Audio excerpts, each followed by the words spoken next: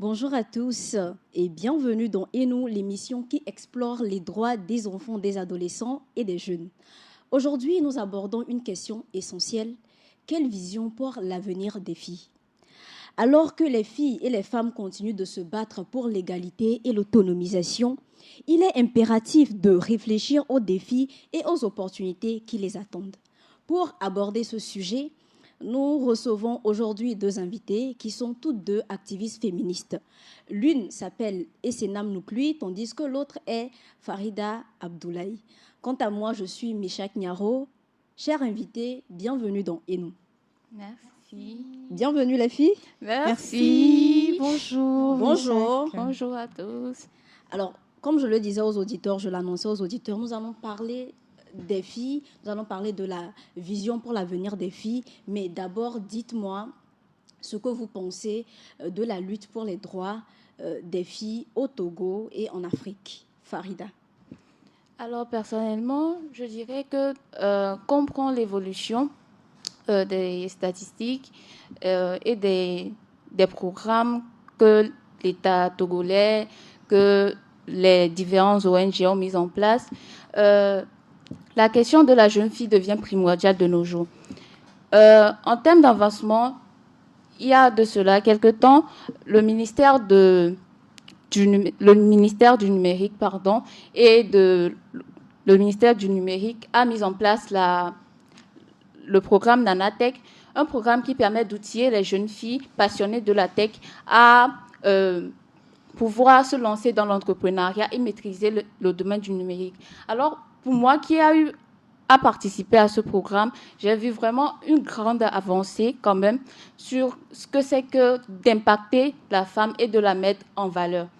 Donc avant, je dirais que moi, avant le programme Nanatech, j'étais du coup réservée. J'étais vraiment réservée dans mon coin timide et je ne maîtrisais vraiment pas l'impact qu'on pouvait avoir quand même en tant que femme et en tant que jeune fille togolaise. Mais après ce programme, aujourd'hui, je suis prête, je dirais que la femme a un grand potentiel que nous devons exploiter. Et le peuple togolais, le gouvernement togolais l'a compris et met en place toutes les canevas possibles pour pouvoir y arriver. Merci pour ce partage d'expérience. Ça, c'est de manière individuelle, mais de manière générale, quel est le regard que vous portez sur les questions de droits des filles ici au Togo? Alors, sur la question de droits des filles, je dirais que toujours, le Togo a mis en place de nombreux droits, de nombreux règles, codes qui vont en faveur du développement de la cause de la jeune fille. Du coup, aujourd'hui, le Togo permet aux jeunes filles d'avoir facilement accès à l'éducation puisqu'elle a rendu dans les écoles publiques libres d'accès le cursus primaire. Donc, et même les différents programmes comme les cantines, leur permettant vraiment de pousser leurs limites et de se mettre sur le plan, de se mettre en valeur. D'accord. Et Senam, quel regard vous portez sur les questions de droits des filles au Togo? Alors, je suis ravie d'être là et de passer ce moment avec vos auditeurs et téléspectateurs et tristes, évidemment. Je vais commencer par dire que nous venons de loin. Nous venons de très, très loin et nous avons encore du chemin à faire. Nous venons de loin parce que aujourd'hui, les jeunes femmes, les jeunes filles ont la possibilité d'aller à l'école, d'être inscrits à l'école et d'y rester. C'est vrai qu'on a encore du chemin à faire pour que les jeunes filles puissent rester à l'école après leur inscription pour arriver au niveau secondaire, mais le chemin a été fait. De plus en plus, on commence à considérer les femmes, et quand je dis femmes, je vais parler de la jeune fille, déjà au bas âge, elle est considérée comme des êtres humains qui ont de la capacité, qui ont quelque chose à apporter à la société.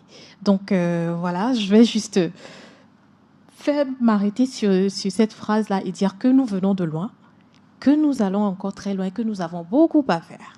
D'accord. En dehors du domaine de l'éducation, quelles sont les autres avancées qu'on rencontre en ce qui concerne les droits des filles? D'accord. Alors d'abord, nous avons la modification de la loi dans le code de la famille et de la protection de l'enfance, qui interdit d'abord le mariage des enfants, la date de l'année pour l'année autorisée pour se marier, l'âge, merci, oui. autorisé pour se marier a été changé. Aujourd'hui au Togo, pour vous marier, il vous faut avoir 18 ans.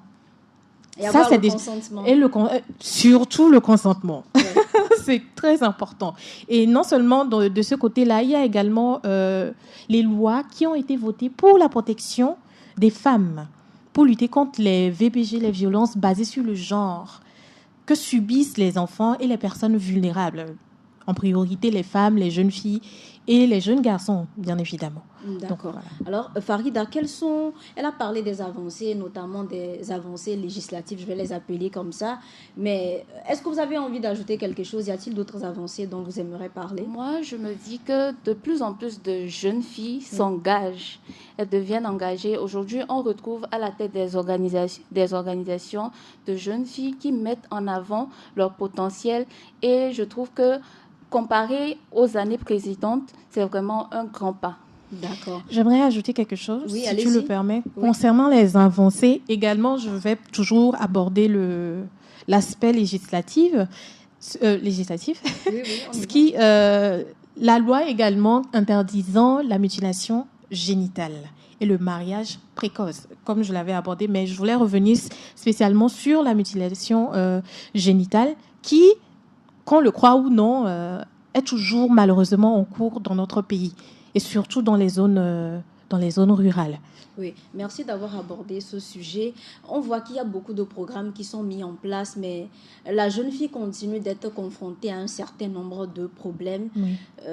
Quels sont ces problèmes, en dehors des mutilations génitales qui continuent? Là, je vais revenir à la base. Hein. Oui. Je vais aller à la source et pour qu'on puisse tous ensemble voir un peu ce tableau-là qui nous est dépeint. Le problème de la jeune fille vient d'abord de la société dans laquelle elle arrive. Et cette société, quand on arrive dans une société, quand on est dans une société, on passe tous et toutes par un processus de socialisation. Et par ce processus de socialisation, on a des règles, des normes, des valeurs, tout nous est inculqué. Et c'est tout cela qui forme un peu notre personnalité d'une manière et qui nous attribue une certaine place dans la société. Et malheureusement, encore pour nous, sur ce continent-ci et dans nos pays encore, dans l'esprit de beaucoup, dans la mentalité, dans la conscience de beaucoup, les femmes ne sont que des objets. Des objets, j'y vais franchement, franco, des objets, parce que quand on fait référence à une femme, on dit toujours la fille de, c'est normal qu'on parle de ça, la femme de, une jeune fille qui grandit déjà à la base, elle a un frère, grandit dans un foyer, il y a un frère et elle, les deux sont nés. Il y a juste une différence de sexe entre les deux, n'est-ce pas? Mais le traitement que ces deux reçoivent à la maison depuis le bas âge est différent. Au garçon, on lui permettra d'aller jouer, par exemple, après l'école et de revenir manger. Lui, il ne va certainement pas se préoccuper de la vaisselle ou de ce qu'il va manger parce qu'il sait que quand il va rentrer, il va demander à manger. Est-ce que vous pensez on le lui donnera? Oui, j'y viens. D'accord. Et en ce moment, la jeune fille et le jeune garçon qui rentrent, par exemple, de l'école, au moment où le jeune garçon, lui, va jouer en attendant que la jeune fille, au moment où la jeune fille, elle est à la cuisine. Sa maman l'appelle pour venir l'aider à la cuisine. Elle est en train de faire la vaisselle, alors que l'autre joue, après ça a fini de jouer, certainement, on lui dit, toi, va prendre tes cahiers, tu vas à l'école, tu vas pas apprendre tout à l'heure. En ce même moment, elle est à la cuisine. Elle finit de préparer, elle mange, elle relave les assiettes dans lesquelles le petit garçon également a mangé. Et que lui, après, il va apprendre. Elle se tape la vaisselle. En ce moment, alors que les deux n'ont que les mêmes tranches horaires. Et à la fin, elle retourne à l'école. Elle est fatiguée. Au moment où le jeune garçon il est concentré à suivre son cours, l'autre elle somnole. Elle revient à la maison. Le même cycle recommence. Ce qui fait qu'à arriver à un certain moment, la charge de travail domestique qu'elle a à la maison l'empêchera d'arriver à un certain niveau dans la vie. Ce que je veux dire par là, il y a un terme pour ça, l'attribution, la répartition du travail, la répartition sexuelle du travail. Ce qui fait qu'on consigne les femmes dans des rôles domestiques. On assigne aux femmes des travaux ou bien des activités, des responsabilités qu'on juge Féminin? Pas féminin, mais qu'on juge sans importance. Alors que sans ces activités-là, qui sont ces activités qui sont occupées et qui sont faites par ces femmes-là, l'autre couche, c'est-à-dire les hommes, n'auront pas cette latitude-là, cette possibilité-là de faire tout ce qu'ils ont à faire. Je me permets de revenir un peu sur l'exemple que vous avez donné. On constate de nos jours dans les ménages qu'il y a des aides ménagères et des servantes. Au vu de cette constatation, est-ce qu'on peut dire que les réalités là sont toujours d'actualité? Oui, justement, ces réalités sont d'actualité, d'autant plus que vous venez de dire, on constate qu'il y a des ménagères, des servantes. On n'a pas dit des servants. On n'a pas dit des servants, ce qui veut dire que c'est toujours des femmes qui se retrouvent à faire ce genre de travaux. La femme qui est ménagère, par exemple, qui est qu'on appelle communément les bonnes. Oui. Généralement, ces enfants rentrent dans ces foyers-là en adolescence. On rencontre des enfants qui sont placés dans des familles à 14 ans, 13 ans, et ces enfants-là se retrouvent à travailler à ces âges-là, alors que c'est pas leur place, exactement. Mais c'est des filles, c'est des jeunes filles qui s'y retrouvent, c'est pas des jeunes garçons. Et ainsi de suite. Si on prend cette jeune fille, on lui dit, OK, on te met dans une condition, tu as la possibilité d'aller, tu viens, toi aussi, tu consacres les mêmes heures à tes études, comme le garçon, on s'occupe, on met en place l'essentiel pour que tu puisses évoluer, pour que tu puisses avoir les mêmes chances que les autres dans la société, surtout les garçons dans la société. Je ne pense pas qu'on serait là à parler de bonnes. En dehors de la répartition sexuelle du travail, quelles sont les autres difficultés, les autres problèmes auxquels la jeune fille est confrontée aujourd'hui? Alors moi, je vais d'abord revenir sur les mots de ma collègue parce que c'est de là que tient vraiment tout l'essence. Cette sacrée phrase, la place de la femme, la place de la fille, c'est dans la cuisine. Elle a un impact tellement sur tout le monde, mais nos parents d'aujourd'hui pensent que l'éducation de la fille n'a pas d'utilité. Le fait que la fille soit devant, prenne des décisions, n'a aucune utilité. Je dirais que ça fait mal de le dire, mais cette seule cause, cette essence mène à d'autres causes, qui est par exemple l'accès à l'éducation. Parce que le père, d'habitude, ne voit pas l'utilité qu'est de mettre sa fille à l'école. Il se dit, une fois la fille mariée, elle sera toujours au foyer en train de prendre soin de ses enfants. Il y a aussi cette mentalité qui a engendré les grossesses précoces. Ah oui? De quelle manière? Les grossesses précoces. De telle manière que, puisque nos aïeux ont toujours pensé que la place de la femme est dans la cuisine, les femmes, de nos jours, il y a de plus, même si on a lutté, il y a toujours cette question des mariages précoces. Donc du coup, qui dit mariage précoce dit grossesse précoce, évidemment. Donc du coup, nous avons ce problème également, même si dans nos écoles, même si les filles qui sont actuellement aux écoles rencontrent ces problèmes, parce que ces derniers temps, avec les statistiques qu'on a eues dernièrement de 2022 à 2023, on a enregistré plus de 2000 cas de grossesse précoce dans les écoles. Donc, c'est vraiment un phénomène qui impacte la vie de la fille. À part ça, je dirais aussi nos réalités d'aujourd'hui. Aujourd'hui, les filles, tout le monde connaît TikTok. Les filles, je dirais, cette mentalité, les mauvaises fréquentations, les dits influenceurs qui influencent négativement nos jeunes filles et qui, on les voit aujourd'hui sur les réseaux sociaux à se dénider, à danser de manière vraiment pas possible. Donc du coup, c'est vraiment les défis auxquels nous sommes confrontés dans cette lutte. Oui, et c'est quand même paradoxal parce que on se rend compte que depuis une dizaine d'années, les parents font quand même l'effort d'inscrire les enfants, notamment les filles, à l'école, de leur offrir des formations académique et professionnelle. Mais pourquoi en même temps on ne croit pas en la jeune fille, on veut la restreindre au même moment à la cuisine et aux tâches ménagères? Alors, je tiens d'abord à saluer nos parents, nos grands-parents, à toutes nos sociétés d'ailleurs, à saluer cette évolution qu'on a. C'est vrai qu'on parle encore de tout ce qui ne va pas, mais je l'ai dit au début, on vient de loin. On peut se réjouir aujourd'hui qu'il y a une certaine une certaine avancée, un certain changement de mentalité dans notre société. Même si on n'en est pas encore là, c'est déjà un début. Alors, félicitations à nous. Maintenant, le fait de mettre une jeune fille à l'école avec tous les travaux des OSC, même du gouvernement, les projets et toutes les sensibilisations qui ont porté leurs fruits, et on accepte d'envoyer les jeunes filles à l'école, dans notre esprit encore, dans notre mentalité, on n'a pas encore compris, on n'a pas encore accepté que la femme, son rôle, ce n'est pas à être cantonnée dans la sphère domestique.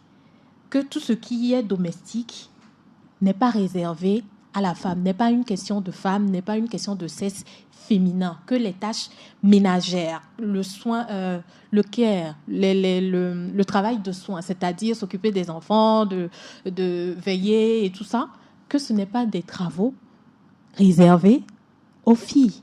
La preuve, un petit garçon ou bien un jeune homme qui vit seul, il se fait à manger. Il lave ses habits. Il meurt par de faim. Il prend soin de lui.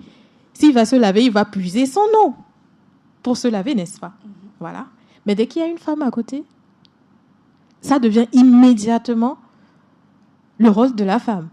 Le travail qu'on trouve ingrat, on l'assigne à la femme. Donc, ce que je veux dire, comme je l'ai dit tout à l'heure, c'est pas parce qu'on envoie une jeune fille à l'école qu'on a compris et qu'on a intégré le fait que cette femme-là, cette jeune fille qui va à l'école, ce n'est pas à elle uniquement de faire les travaux de la maison, de s'occuper des tâches ménagères, de faire à manger, de balayer le matin, de laver les assiettes le matin avant d'aller à l'école. Alors que le jeune garçon, lui, tout ce qu'il a à faire, c'est de se laver, de brosser les dents, prendre le petit déjeuner peut-être, ou bien prendre l'argent et il s'en va. C'est aux deux de le faire. C'est exactement aux deux de le faire. Donc, ce qu'il y a, c'est qu'il faut que nous tous, comme société, qu'on comprenne que si on veut avoir une société égalitaire égalitaire, je ne vais pas me mettre dans la tête de beaucoup parce que c'est encore un débat aujourd'hui, mais si on veut vraiment vivre dans une société développée, il serait grand temps qu'on commence par accepter l'autre couche de cette société-là, c'est-à-dire la couche féminine, les femmes de la société, à les considérer comme des êtres humains à part entière, à les considérer d'abord pour ce qu'elles peuvent apporter à la société en tant qu'être humain, en tant qu'individu, avec leur intelligence, leur connaissance, le savoir-faire, le savoir-vivre, leurs compétences. Prendre en compte cela d'abord. Parce que deux mains fonctionnent et agissent mieux qu'une seule main. Quand vous avez une seule main, vous ne pouvez pas soulever un objet lourd, mais avec les deux, vous pouvez. Possible. Justement. Donc, si on veut aller loin, si on veut vraiment vivre dans une société développée, il serait grand temps d'accepter la couche en face, le sexe en face, comme des gens à part entière. Un diagnostic profond permet aujourd'hui de révéler que malgré le fait que les filles sont poussées vers le leadership, ce n'est pas encore accepté par la société. Mais dites-nous, quelle est la mentalité de la jeune fille? Comment aujourd'hui la fille se voit elle-même? Bon, je ne vais pas parler au nom de toutes les filles. Parce que non, mais tu peux parler au nom de toutes les filles, parce que d'une certaine manière, vous êtes les représentantes des filles. Oui, non, bon, je suis une femme, d'accord?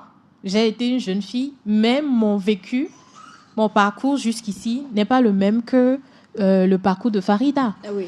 Je n'ai pas grandi dans le même environnement qu'elle, quoique voilà, mais que ce soit peut-être dans les mêmes conditions, on n'aura pas les mêmes expériences. Donc, c'est pas pareil. C'est pour ça que je dis que je peux pas parler au nom de toutes. Mais ce que je peux dire, c'est que, en fait, actuellement, oui, quand on est une femme, d'accord? Quand on est une femme, notre première réflexe, c'est de reproduire tous les biais sociaux qu'on nous a inculqués.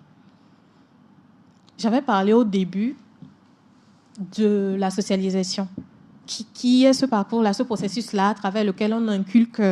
C'est comme un panier dans lequel on met du citron, de l'ananas. Voilà, ça c'est nous. Et le citron, l'ananas, ça représente les normes, les valeurs, les coutumes et autres de la société. Et quand tu viens dans cette société-là, on t'inculque des choses une certaine manière de faire et de vivre dans cette société. Cela ne veut pas dire que c'est forcément de mauvaises choses qu'on t'inculque. Non. Mais ça ne veut pas forcément dire que ce qu'on t'inculque aussi, il n'y a pas à améliorer ou il n'y a pas d'injustice dans ce qu'on t'inculque. Donc une jeune fille en grandissant, si elle ne se pose pas de questions, si elle ne questionne pas également la société, la façon dont les choses se font dans la société dans laquelle elle vit, et comment elle vit, ce qu'elle expérimente elle-même, elle ne fera que reproduire, même renforcer les biais sociaux qui sont cause d'inégalités, d'abord de cesse et d'inégalités, d'injustice sociale. Farida, est-ce que vous pensez que la mentalité des filles a évolué? Et dans quel sens cette mentalité a évolué, si oui? Moi, je dirais oui et non. Oui et non, pourquoi? Parce que, excusez-moi ce terme, mais dans ma société, dans mon entourage, je dirais qu'il y a des sortes de types de filles. Pourquoi je dis des types de filles? Il y a certaines filles, elles se disent non, moi, après le bac, je vais arrêter. Et effectivement, moi, j'ai des amies qui, après le bac, elles ont arrêté. Pour elles veulent peut-être devenir coiffeuse, tresseuse, et puis se dire que non, je vais trouver un mari riche qui va prendre soin de moi, et puis tous mes problèmes sont bons. Ensuite, il y a d'autres filles, pour elles, non, elles se disent, l'avenir, c'est moi.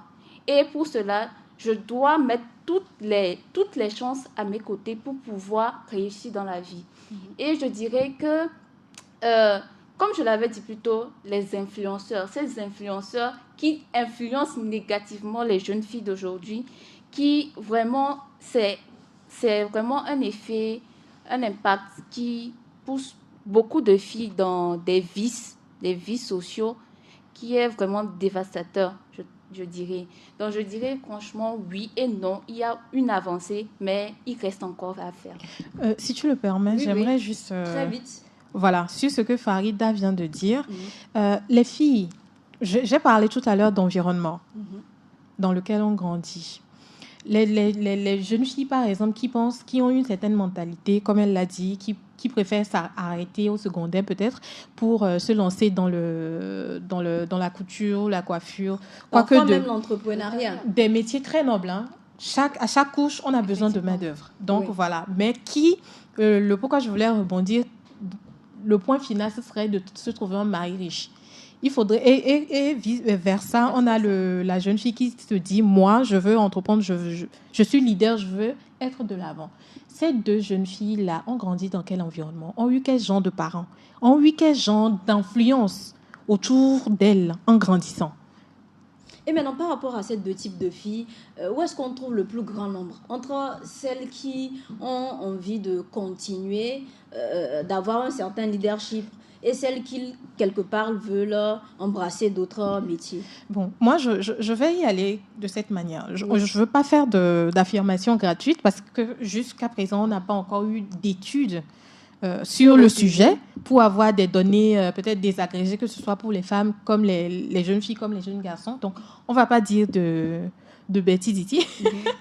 Mais la femme togolaise ou bien la jeune fille togolaise a toujours été une battante. Même dans la condition sociale dans laquelle on est, dans notre maison, il y a d'abord pas nos mamans ou nos sœurs, on a toujours voulu faire quelque chose pour avoir de l'argent. L'autonomie de la femme a été toujours très importante pour nous. Les Togolais sont des battantes. Et cela, elles ont veillé à transmettre ça à leurs enfants. Mais là où le bas blesse, c'est que cette autonomie est toujours liée, conditionnée par la présence d'un homme à côté. Dans certains milieux. Ce qui est malheureux, ce qui est dommage, et ce qu'il faut faire, c'est d'encourager cette initiative, cet esprit. Ce détachement. D'encourager d'abord cet esprit d'entrepreneuriat, d'autonomie chez la femme que nous avons dans notre culture, dans nos différentes cultures togolaises et coutumes, mais de faire le détachement maintenant de la présence de l'homme. Tu n'as pas besoin forcément d'avoir un homme à côté pour être complète. Tu es un individu, tu as un cerveau, tu es toi, tu as tout en toi. Ton évolution ne dépend pas de la présence d'un homme. Tout comme on n'éduque pas les hommes pour que leur évolution dépende de la femme, c'est exactement ce qu'il faut faire avec les femmes. Votre évolution, votre réussite ne dépend pas forcément de la présence d'un homme. Vous êtes un être humain à part entière, doué de raison et de compétences et de capacités. Laissez-vous aller et avancez. Farida, que pensent les jeunes filles, les jeunes femmes et les filles de toutes les luttes qui sont menées pour leur cause? Alors, moi, je dirais que malgré... Déjà, je dirais merci à tous ceux qui ont contribué à vraiment faire de la fille, de la jeune femme togolaise et autres, un acteur. Mais je dirais que malgré ces avancées, ces programmes, les jeunes filles n'ont pas connaissance de ce programme. Les jeunes filles n'ont vraiment pas connaissance des programmes qui leur permettraient d'évoluer. Certes, il y a certains qui en prennent conscience et d'autres non. Par exemple, moi, personnellement, j'ai raté plein d'opportunités juste à cause de l'information. Le manque d'information. Le manque d'information. Et Senam, qu'est-ce que les filles pensent de toutes les luttes qui sont menées pour leur cause? Est-ce qu'elles sont d'accord, elles sont satisfaites ou elles sont indifférentes à ce qui se passe? Je vais encore revenir. C'est ce que j'ai dit tout à l'heure. On n'a pas de données sur le sujet, mais qui est constaté... Je pose la question, c'est par rapport à la communauté, aux personnes que vous côtoyez directement. Je ne vais certainement pas dire que ce n'est pas, comme on dirait, un pain béni. Ah non! Parce qu'aujourd'hui, avec Internet, on a accès à tout, on voit tout. Et heureusement d'ailleurs, parce que ça permet de faire une comparaison avec sa vie, avec sa situation. Et je ne pense pas, et je n'oserais même pas dire que des jeunes filles dans ce pays se plaindraient du fait de ne pas être données. Je dis données, parce que j'avais dit au début qu'on considère les femmes comme des objets, voilà, parce qu'on les donne en mariage. Je ne pense pas qu'une jeune fille se plaindrait de ne pas aller en mariage à 14 ans. Et de devenir maman à 15 ans, alors qu'elle vient juste de commencer par avoir ses règles. Je ne pense pas qu'une fille dans ce pays, ou une jeune fille dans ce pays va se plaindre d'un programme comme Girls Lead de Plan. Voilà, on fait de la pub. Est-ce qu'elles sont conscientes de ce qui est fait pour elles? Évidemment.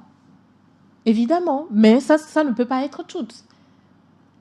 Parce que ce n'est peut-être pas toutes, et ce n'est certainement pas toutes qui ont accès à certaines informations. Parce qu'il y en a certainement aujourd'hui qui pensent, des jeunes filles qui pensent que peut-être aller dans un CMS, par exemple, pour demander des informations sur les DSSR, la santé sexuelle, par exemple, c'est un privilège réservé à des gens qui sont allés à l'école. Une jeune fille qui vend peut-être, je ne sais pas moi, une jeune fille de 14 ans, 15 ans, peut-être va se dire que, bon, voilà, elle n'est pas allée loin dans les études. Elle ne peut peut-être pas aller se présenter à la mairie, demander peut-être au maire, c'est quoi ton programme pour notre commune? Par exemple. Là, c'est à l'information.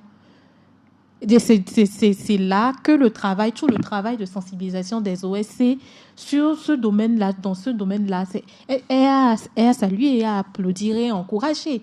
Il est important que l'information aille aux individus, aux jeunes filles, partout où elles se trouvent, et spécialement dans les langues qu'elles comprennent. On est dans notre pays, il y a une diversité de langues.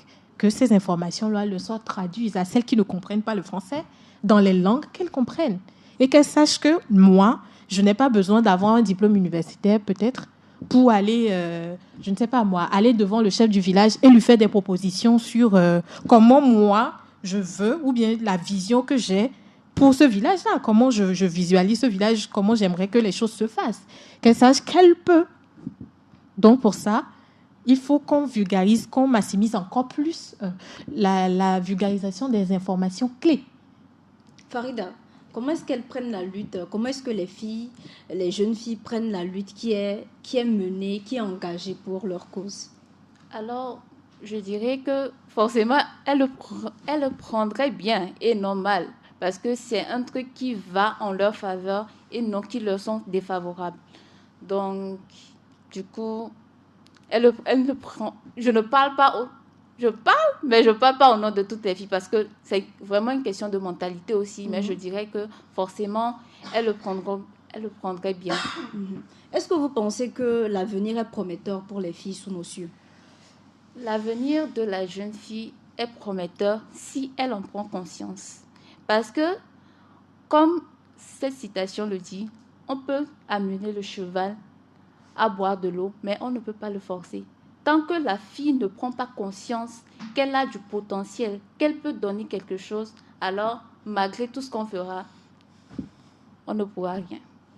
Est-ce que vous pensez qu'il y a assez de dispositifs, il y a assez de mesures pour garantir un avenir favorable aux jeunes filles? Dans notre pays actuellement? Dans notre pays, ou dans en le Afrique. monde? Ouais. Bon, je ne sais pas, à vous de voir. Bon, spécialement dans notre pays et puis dans la sous-région aussi. Les mesures sont là, mais elles sont insuffisantes. Vous savez, au Togo, par exemple, il y a la loi qui sanctionne le mariage des enfants. Mais cela n'empêche pas qu'il y ait toujours des mariages d'enfants. Au Togo, il y a des lois qui sanctionnent les VBG, les violences basées sur le genre, les agressions sexuelles, par exemple. Cela ne veut pas dire qu'il n'y en a pas. Et ça ne veut pas dire, certainement pas dire qu'il y a très peu d'individus qui commettent ces crimes qui se retrouvent condamnés. Il y a la loi, certes. Il y a l'application de la loi. Je ne sais pas si je réponds à ta question. Je vous suis. Mais c'est du chemin qu'on a à faire. D'accord ? C'est pas une question à laquelle je peux répondre. Est-ce que c'est actuellement, à l'heure, dans l'état des choses, on est en train encore plus de lutter pour qu'on ne régresse pas. Parce que de plus en plus de voix s'élèvent pour propager, diffuser des informations qui vont à l'encontre de tout le travail qui a été fait déjà. Quel genre d'informations, par exemple ? Que les femmes, leur rôle, c'est à la cuisine. Une femme doit rester surtout le sujet de la soumission, Seigneur. Je ne comprends pas pourquoi on fait une fixation sur ça. Une femme ne doit pas parler en public. La femme, quand un homme, elle se retrouve là où il y a des hommes, elle doit se taire. Comment est-ce qu'on peut raisonner encore comme ça en 2024 ? Je me pose la question.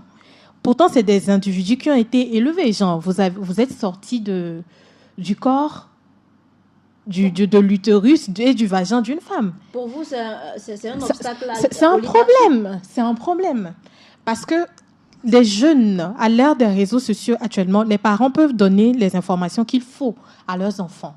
Mais avec Internet, un enfant qui est influençable, un enfant qui n'a pas les informations adéquates, dont les parents même n'ont pas eu certaines informations pour pouvoir les lui transmettre, afin que cet enfant-là, en se retrouvant devant des individus qui tiennent certains propos qui sont carrément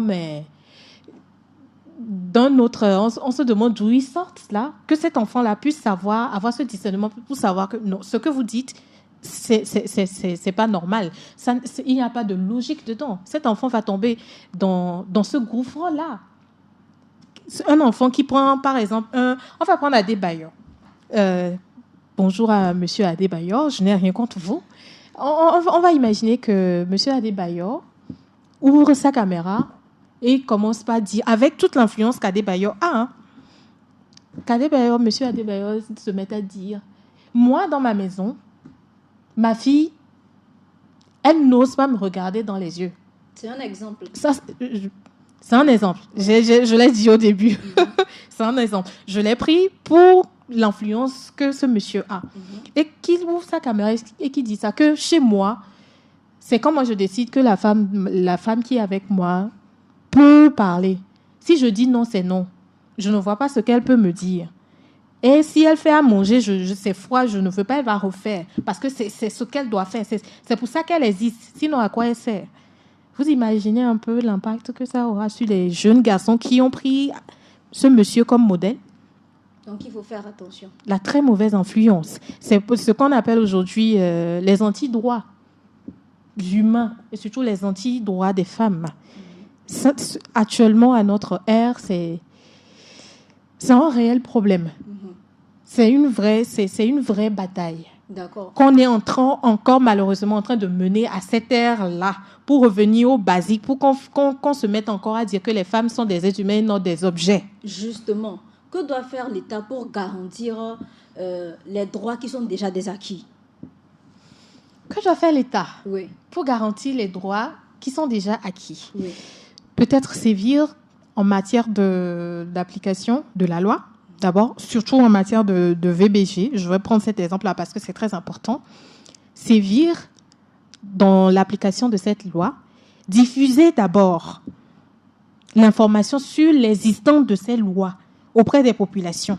S'il faille même traduire ces lois dans les langues locales pour que cette information de l'existence de ces lois qui punissent, par exemple, les agressions sexuelles, les mariages des enfants, la mutilation génitale, l'excision, par exemple. Il faut qu'on vulgarise ces lois-là dans les langues locales pour que les communautés qui sont dans des régions, dans des zones plus reculées et qui ne parlent pas forcément le français et qui maîtrisent leur langue de ce qui est tout à fait leur droit, qu'on leur porte cette information-là. Et déjà avec la société civile, les ONG, les associations qui vont accompagner avec les sensibilisations dans la vulgarisation de ces lois-là, en portant ces messages-là aux populations, en leur faisant comprendre que, écoutez, ceci, vous ne pouvez pas plus le faire. Ce n'est pas contre vous, mais ce que vous êtes en train de faire, c'est en train de causer du tort à telle tranche de la société. Voilà, à cause de ça, voilà ce qui se passe, voilà ce qui se passe. Et là, l'accès à l'information, c'est la première étape. La deuxième étape, l'application de la loi. Vous pouvez porter une information à une personne, mais si cette personne constate qu'il y a un individu qui a enfreint cette loi, qu'on lui a apprise, qu'on lui a fait comprendre que cette loi existe, qu'il y a cette interdiction, et que cet individu voit qu'il y a un autre à côté, qui a enfreint cette loi-là, mais que rien ne lui est arrivé, vous comprenez que... D'où le fait de sévir et de punir. Exactement. Cette personne ne se gênera pas non plus si peut-être demain l'occasion se présentait d'enfreindre cette loi, parce qu'elle se dira, vous avez dit qu'il y a une loi, mais quand on enfreint la loi, il ne se passe rien. Donc, pour garantir les droits déjà acquis, il faut vulgariser l'information. L'information de l'existence, par exemple, des lois qui encadrent, par exemple, et qui sanctionnent certaines violations de certaines actions dans la société, qu'on vulgarise ces informations-là en les traduisant dans les langues locales s'il le faut et avec les sensibilisations pour porter ces informations-là à toutes les communautés, pour que tout le monde soit informé. Et surtout, l'application, il y a la loi, mais il faut l'appliquer également. C'est très, très important. Super. Farida, dites-nous comment il faut s'y prendre pour faire prendre conscience aux jeunes filles qu'elles ont un potentiel qu'elles peuvent exploiter. Alors, moi, je dirais qu'aujourd'hui, tout se passe sur les réseaux sociaux. Une fille ne va pas, si on lui donne un téléphone aujourd'hui, elle ne va pas aller sur la plateforme du gouvernement togolais pour voir les actions qu'ils ont mises en action pour leur permettre d'évoluer. Mais plutôt, peut-être qu'elles vont aller sur un site qui les permet peut-être quelle est la dernière version de voiture, la dernière marque de chaussures, de maquillage. Voilà, de maquillage. Donc ça sera vraiment de changer les mentalités, de sensibiliser ces jeunes filles sur les réseaux sociaux. Bon, moi, je vais juste dire à Miss Farida ici qu'elle peut déjà, elle, en tant qu'activiste et qui travaille également avec des associations de jeunes, qu'elle peut également utiliser cette plateforme-là, être présente pour porter les bonnes informations aux gens. Les réseaux sociaux, tout le monde, c'est libre d'accès. Et sur cette plateforme, il y a des gens, on a remarqué qu'il y a des gens qui diffusent de fausses informations, mais pas seulement de fausses informations, mais diffusent certains messages à cause de leur ignorance à elles aussi. D'accord? Donc, on ne va pas leur en vouloir. C'est une occasion également à vous d'être présente sur cette même plateforme et de diffuser les bonnes informations. Pourquoi pas créer une page TikTok également? Et quand il y a des opportunités, diffuser cette information sur TikTok, dans toutes les langues que vous pouvez parler, qui sont parlées dans notre pays, de le faire. C'est une bonne opportunité. Utilisez ça. Donc voilà. Et on va souscrire, on va liker, on va partager. Je dirais aussi qu'il faut créer vraiment un canal, une plateforme de causerie avec les femmes influentes, les femmes entrepreneurs, les femmes qui sont dans la politique, pour pouvoir montrer à ces jeunes filles que, voilà, ces femmes, elles ont pu le faire. Pourquoi elles ne peuvent pas le faire? D'accord. Alors, nous sommes même à la fin de cette émission. Oula, déjà? Oui, déjà, on a déjà dépassé les 40 minutes, mais... Un dernier mot sur le sujet. Je rappelle aux auditeurs qu'aujourd'hui, nous avons parlé de la vision. Quelle vision pour l'avenir des filles? Un dernier mot. On commence par Farida. Alors, moi, je donnerais plutôt un conseil à ces jeunes filles. Je dirais que peu importe d'où nous venons, c'est ce qu'on décide d'être qu'on sera. C'est tout. Peu importe d'où nous venons, peu importe notre origine, c'est ce qu'on décide d'être qu'on sera. Un conseil aux filles pour s'assurer ou pour se garantir un avenir radieux. Et c'est non. Alors, un conseil. Oui, un conseil. Ça va être compliqué.